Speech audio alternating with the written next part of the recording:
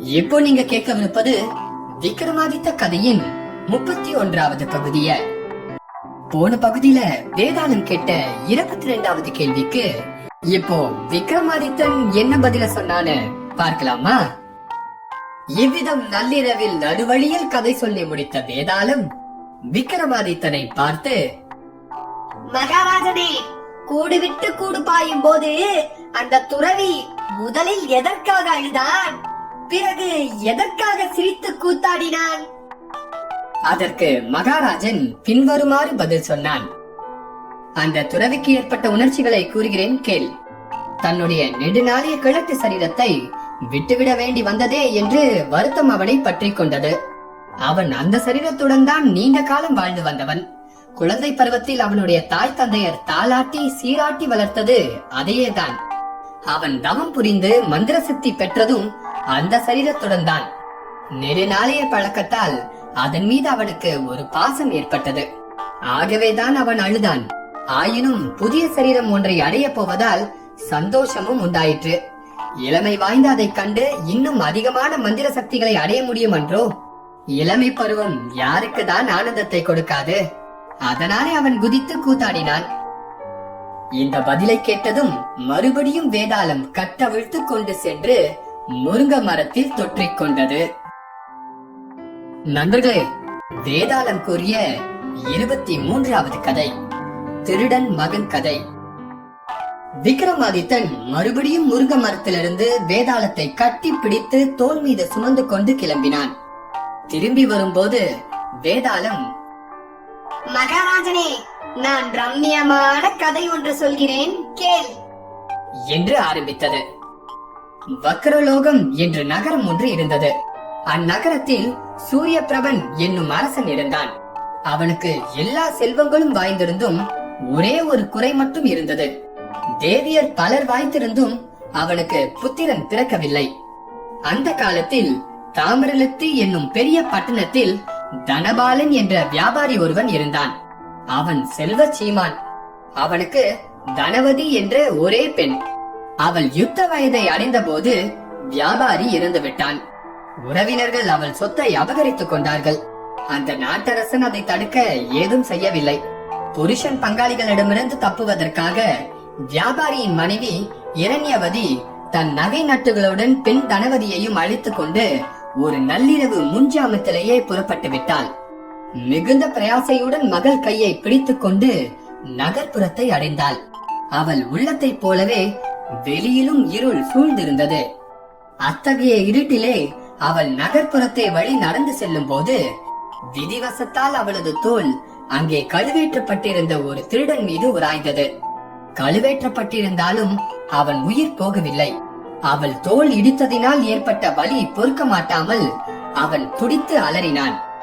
வியாபாரியின் மனைவி அவனை பார்த்து, நீ யார் என்று கேட்டாள். நான் ஒரு திருடன். என்னை கண்டுபிடித்து இங்கே கழுவேற்றி இருக்கிறார்கள். ஆயினும் ஜீவன் இன்னும் என் உடலை விட்டு பிரியவில்லை. அதுவும் என் பாவத்தின் பலனே போலும் என்று சொல்லிய திருடன் தொடர்ந்து கேட்டான். அம்மினி, நீங்கள் யார்? இவ்விதம் எங்கே போகிறீர்கள்? உடனே இரண்யவதியும் அவனிடம் தன் கதையை சொன்னாள். அந்த சமயம் பொழுது நன்றாக விடிந்துவிடவே வியாபாரியின் மனைவியான இரண்யவதியை பார்த்து திருடன், என் வேண்டுகோளுக்கு செவிசாய்க்க வேண்டும். நான் உங்களுக்கு 1000 பொன் தருகிறேன். தங்கள் மகளான இந்த கன்னி பெண்ணை எனக்கு மனைவியாக அழியுங்கள் என்று வேண்டினான். அதை கேட்ட அவள் நகைத்து, அவளிடம் உனக்கு என்ன வேண்டும் என்று வினவினாள். அப்போது திருடன் பின்வருமாறு பதில் சொன்னான். நான் இறந்தால் எனக்கு பிள்ளை இல்லாததால் சொர்க்க பிராப்தி இல்லை. என் கோரிக்கைக்கு இணங்கினால் என் உத்தரவுப்படி யார் மூலமாக அவள் பிள்ளையை பெற்றாலும் அவன் என் புத்திரனே. அவன் என்னை கரையேற்றுவான்.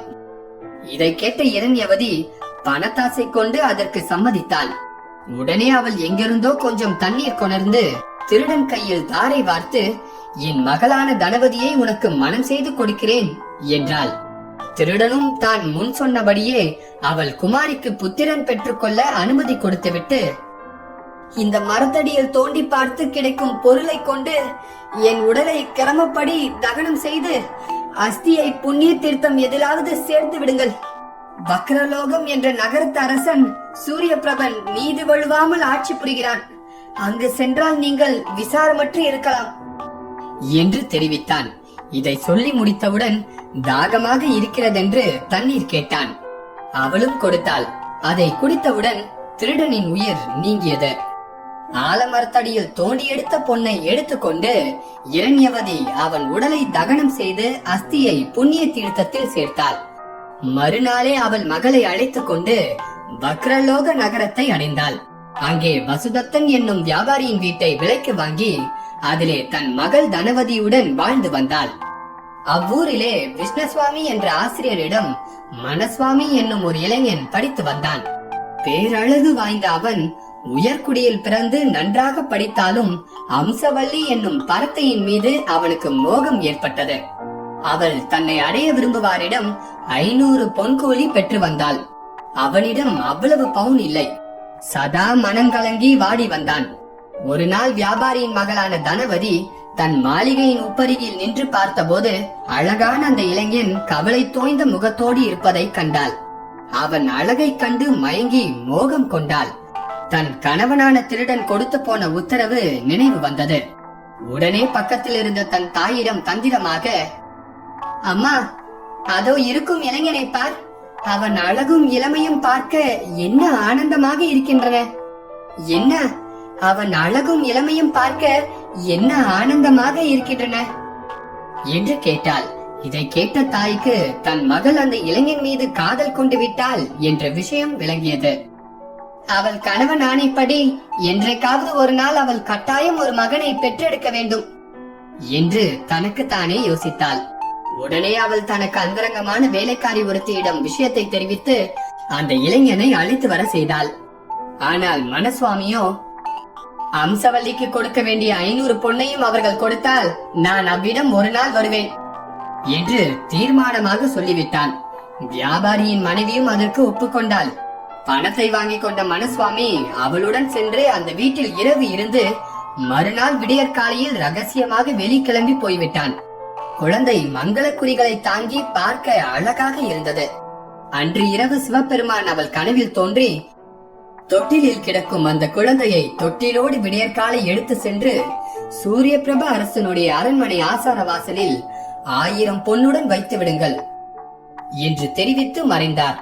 சிவபெருமான் ஆணைப்படி தாயும் மகளும் குழந்தையையும் பொன்னையும் எடுத்து சென்று அரண்மனை வாசலில் விட்டுவிட்டு திரும்பினார்கள்.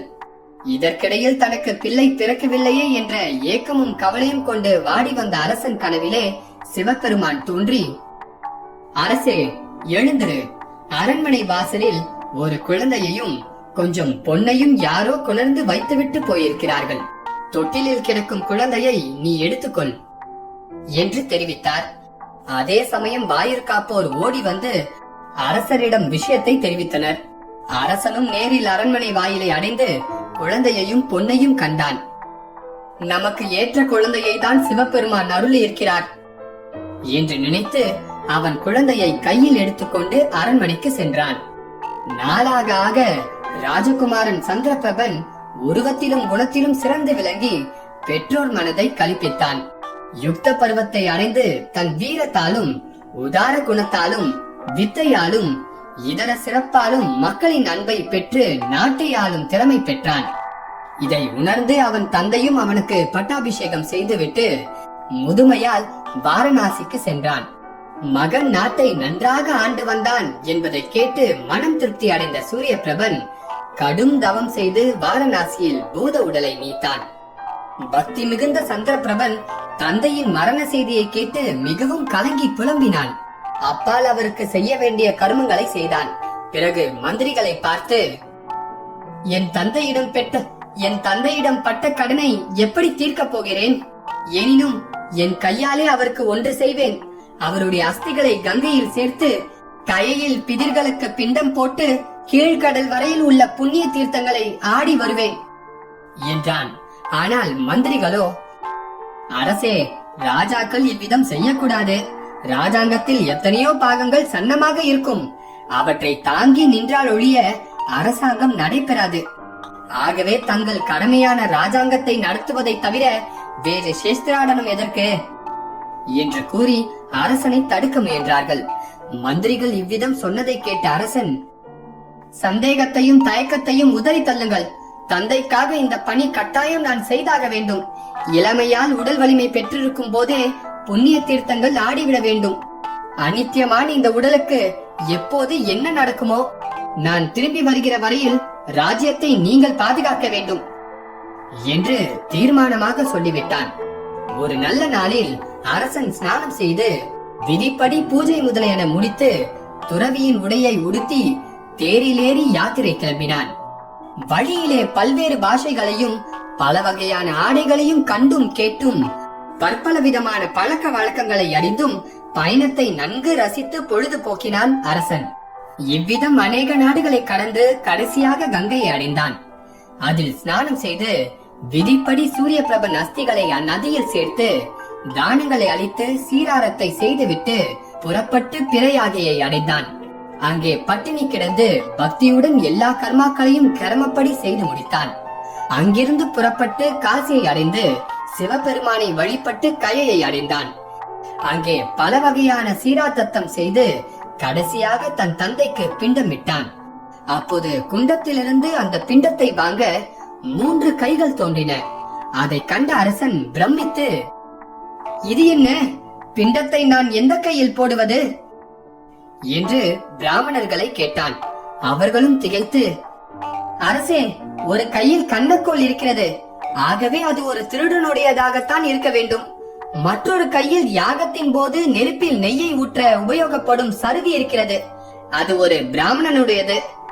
3வது கையிலோ மோதிரம் இருக்கிறது. மங்கள குறிகளும் தெரிகிறது. ஆகவே அது ஒரு அரசனுடையதாகத்தான் இருத்தல் வேண்டும். இந்த 3 பேர்கள் யார்? இவர்களுடைய கைகள் இங்கே தோன்றுவானேன்? எங்களுக்கும் ஒன்றும் விளங்கவில்லை. ஆகவே யார் கையில் பிண்டத்தை இட வேண்டும் என்பது எங்களுக்கு தெரியவில்லை என்று சொல்லிவிட்டார்கள்.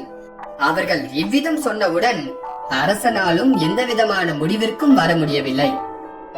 இந்த கதையை வேதாளம் கூறி முடித்ததும் விக்ரமாதித்தனை நோக்கி, மகாராஜனே, யாருடைய கையில் அந்த பிண்டம் சேர வேண்டும் என்றது. நண்பர்களே, இப்போ நீங்க தான் சொல்லணும். அந்த 3 கைகள்ல யாருடைய கைக்கு அரசன் பிண்டத்தை இடணும்? திருடனுக்கா, பிராமணனுக்கா, இல்ல அரசனுக்கா? பதில் தெரிஞ்சா சொல்லுங்க. விக்ரமாதித்தனோட பதில நான் அடுத்த பாகத்துல சொல்றேன்.